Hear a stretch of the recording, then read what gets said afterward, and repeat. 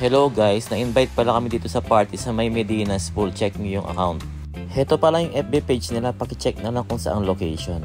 Napaka-convenient ng lugar dito, tsaka yung swimming pool napakaganda. Tapos yung place pala nila dito napakaluwag. Tapos meron palang available na 2 rooms dito para sa mga mag-overnight. Then may mga parking space pa na pwedeng pag-parkingan dito. May mga simpleng pabalons lang dito at tsaka yung mga pagkain nandito na rin. Pagdating ko pala dito, may mga nagiinuman na dito. Tapos yung mga ibang girls tamang chillax lang muna habang hinihintay pa yung mga ibang kasamahan namin. Yung iba'y nagkakahiyaan pa, gusto naman din kumanta pero hindi pa kumakanta. Si Roxy may panguso pa at si Elsa, tapos yung mister niya, tapos yung iba pang kasamahan namin. Inumpisan na pala ni Aling Karkar yung pagkanta dito. Tapos maya-maya sunod-sunod na yung magkakantaan tsaka magsasayawan. Medyo hindi pa kasi sila tinatamaan ng mga alak dito eh. Kaya tamang chillax muna sila dito habang nagkakantahan sila. Dito'y paunti-unti nang lumalabas yung mga kakulitan nila dito, pasayaw-sayaw pa si Madam oh. Natawa pa siya dyan eh.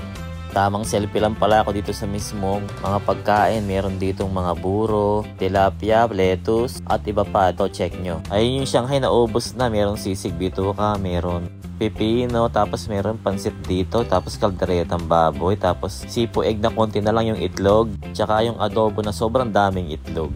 Kaya busog na busog kami dyan. Eto na, at lumabas na yung mga kakulitan nila dito, nagsasayawan na sila. Si Diwata at saka si JB ang kukulit nila. Lalo to si Diwata, tinamaan na yata ng alak. Tignan nyo yung sayaw niya oh. Napakakulit yung sayaw niya. At yung mga girls dito, nagsasayawan na rin sila. Enjoy na enjoy sila dito. Sama-sama pala yung mga boys dito. Ay hindi pala, may kasama kaming hap-hap. Ito, tamang chill-chill lang sa mga alak. Yung mga boys dito habang nagkakantahan sila. Yung mga girls naman dito, napakaganda ng pila nila dito oh. Tamang upo lang sila, tapos straight line yung kuha nila dito. Tamang food trip lang kayo dyan ha. Si Diwata talaga sobrang kulit dito eh. Talagang lasing na. Ito pala yung isang kwarto dito, medyo malawak yung kwarto, tapos meron siyang 3 foam na pwedeng tulugan.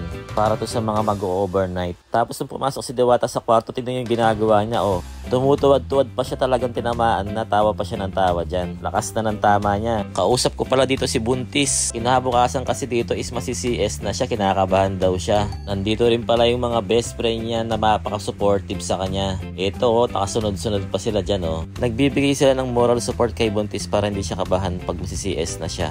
Inaasar pa siya dito ni Joanne, sabi niya kasi ganito eh, hindi ka kasi naglalakad eh yan. Biglang dumating pala dito si Aling Katuray. Sabi niya ba naman dito, gusto niya daw yung pose niya dito, dapat sexy siya. Pangit daw yung una kong kuha sa kanya eh.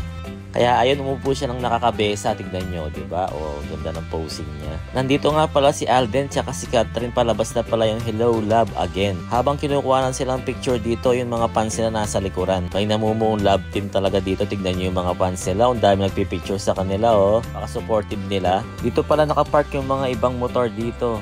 Ayan pa yung mga ibang kasama namin. Kaway-kaway lang kayo dyan guys, para masama kayo sa aking vlog. Heto na pala yung pinakihintay ng lahat, yung pagsiswimming nila sa pool. Paunti-unti silang nagsiswimming dito. Kanina isa lang, 2 hanggang sa dumami na sila. Tamang upo lang kami dito sa mga gustong mag-chillax lang at ayaw mag-swimming. At heto na nga yung mga nagsiswimming dito, kinuhanan ko na. Yung iba ginaw na ginaw dito kasi sobrang lamig ng tubig. Tapos yung iba naman tamang food trip lang sa tabi ng pool. Tignan nyo si Roxy dito, bababa siya sa pool.